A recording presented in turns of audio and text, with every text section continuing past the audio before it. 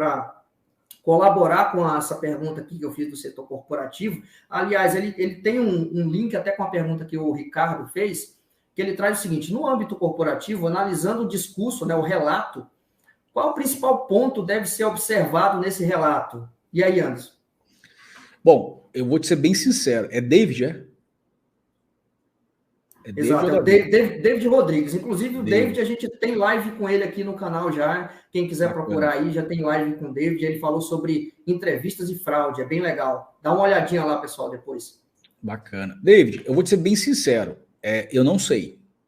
Por quê? Eu sempre falo o seguinte: se você não sabe qual é a pergunta que foi feita, qualquer resposta serve. Então, dentro de um discurso, de um relato, tem muito mais a ver com aquilo que foi perguntado do que com aquilo que foi respondido. Porque, assim, às vezes o pessoal, eu vou trazer só para fazer um link aqui na área criminal, tá? Às vezes o pessoal tá falando, tá vendo? Fulano tá mentindo, olha lá, ó, fulano tá mentindo, porque, ele não tá respondendo. Eu falei, cara, você não sabe fazer pergunta, pô. Tu tá perguntando uma coisa, fazendo pergunta fechada. Você quer que o cara te dá uma resposta desse tamanho, se você faz uma pergunta fechada? Então, assim, para que a gente saiba o que deve ser analisado, primeiramente eu tenho que saber qual é o tipo de situação, quais são as perguntas que eu elaborei e por que ele me respondeu. É aí que entra a questão da análise de credibilidade. Porque a premissa básica para aquilo que nós fazemos é você saber fazer a pergunta. Às vezes as pessoas querem imputar a culpa à pessoa que está sendo investigada, sendo que na realidade o investigador que pode ser o desastrado no meio dessa situação. E isso é muito comum. O Yuri veio da área policial aí, ele sabe disso aí, entendeu? Existem uns advogados paloma também no meio do caminho aí, que os caras às vezes querem fazer umas coisas, fazem umas maluquices meio que louca lá, que você fala, putz, onde esse cara arrumou uma coisa dessa? Aonde o cara tá bebendo essa cachaça que eu também quero, porque tá vendo coisa que e tem muito. Então, assim, a base, e aí eu volto a falar que não dá para você apontar dentro de um discurso, de um relato ou algo, sendo que você não sabe qual é a pergunta. Então eu tenho que saber aquilo converte ou diverge daquilo que foi perguntado. Essa seria a resposta mais sensata que eu poderia te dar, entendeu? Assim, talvez você não vai compartilhar da mesma ideia que a minha, mas assim, eu acho que seria mais prudente eu responder do que desse modo, falando que tudo depende da pergunta. Se eu não sei fazer perguntas, eu só faço qualquer pergunta e aí eu tentar encontrar um defeito na pessoa ali, por isso que se torna desafio para a gente dentro da parte do inquérito avaliar os depoimentos, porque assim, a gente pega um depoimento que foi ditado por uma pessoa e que foi escrito por outra pessoa e a gente tem que encontrar as inconsistências. Então, assim, tirar leite de pedra, entende? Exatamente. Isso aí eu vi na prática, né? Então, só para complementar aqui, né? Quem não tem muita familiaridade com delegacias, né? Muitas das vezes ocorre dessa forma, né? O delegado dita para o escrivão digitar, né? E outra coisa, né? O depoente fala, o delegado ouve, né? E o delegado dita para o escrivão e o escrivão digita. Então, assim, tem toda ali um telefone sem fio, né? Como a gente costuma dizer, entre esses atores aí. E é claro, né? O depoente, no final, ele vai ser impresso lá e o cara vai ler e vai concordar com aquilo ou não, na presença ou não do advogado ali.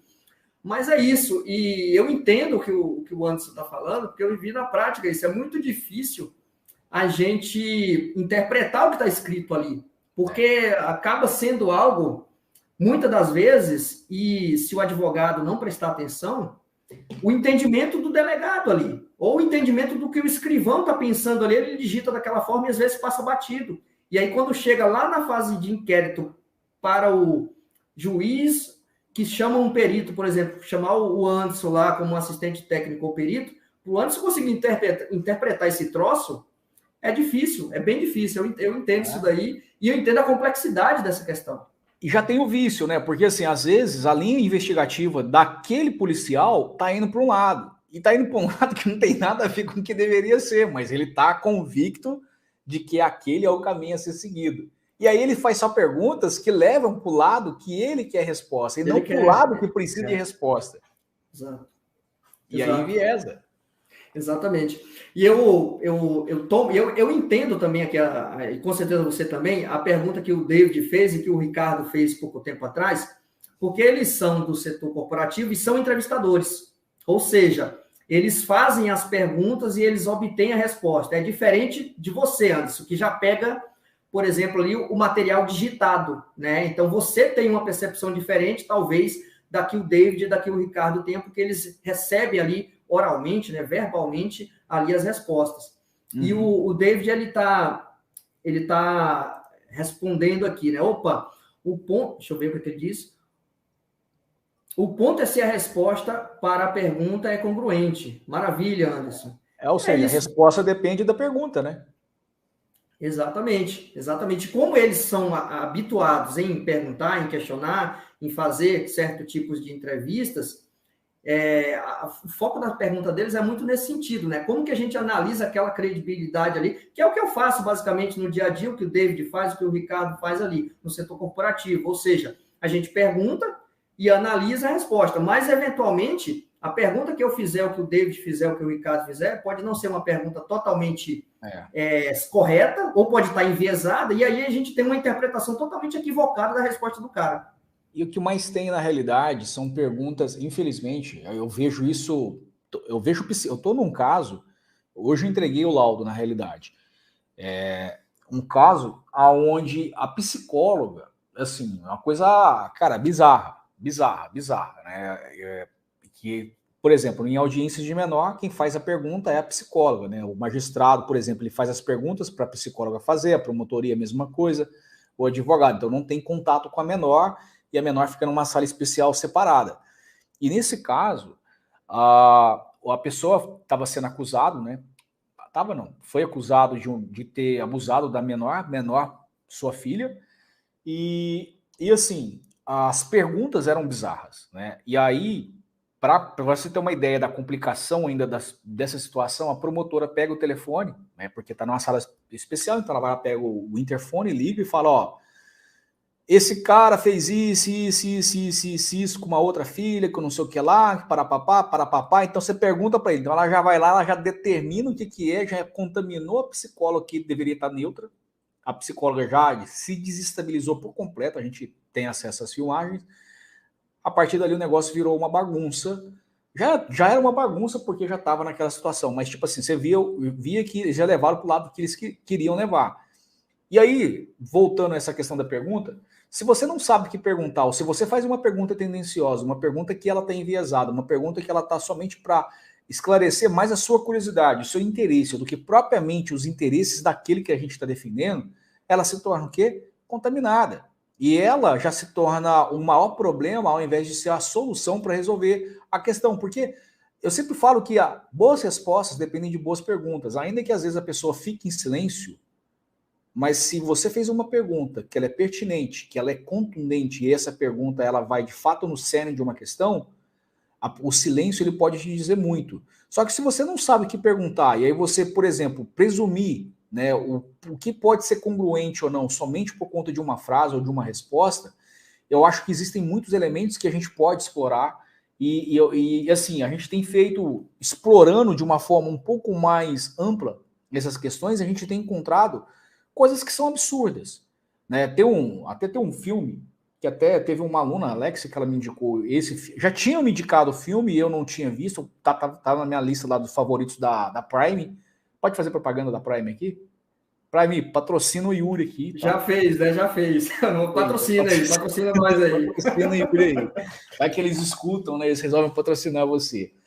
Mas tá lá na Prime, cara, um filme que é chamar A Caça.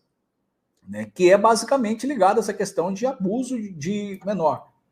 E assim, eu não vou dar spoiler, vocês devem assistir, que é muito interessante. Eu li a sinopse, eu vi, na verdade, uma parte do filme e não tinha visto tudo. Aí a Alexa pegou e me cutucou que eu falei, cara, eu vou voltar a assistir. Então, assim, basicamente, aquilo acontece justamente, e lá você vai ver que no início, né, tem a questão de uma não sei se é professora, se é diretora de uma escola, e o psicólogo que atua, eu não sei se é bem, eu achei um psicólogo, eu não me lembro, porque tem muito tempo que eu vi o filme, mas assim, ele já leva o negócio para um lado completamente maluco. Então, assim, boas respostas dependem de boas perguntas, porque se você não sabe conduzir, você vai para um lado que às vezes não tem mais volta. Então, tem muita gente que é condenado injustamente por conta de falácias, assim como tem muitas pessoas que às vezes acabam sendo demitidas de empresa sem ter cometido absolutamente nada, quando não tem um trabalho de compliance, quando não tem profissionais do nível desses que estão aqui, e acabam comprando uma ideia maluca simplesmente porque não tem perícia para poder fazer aquela avaliação, né?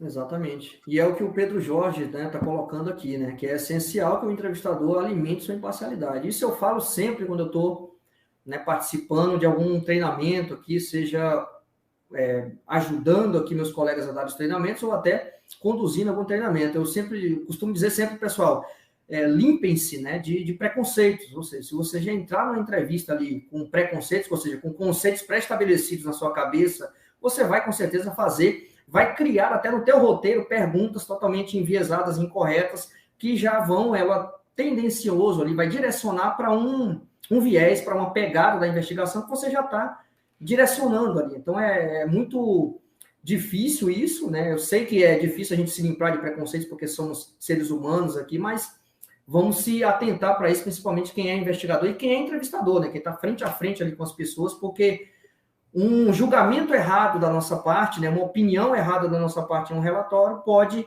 de certa forma, trazer o que o Anderson colocou aqui. A gente pode cometer uma injustiça, seja na parte corporativa, ou seja na parte judicial, aí, como é o caso do Anderson.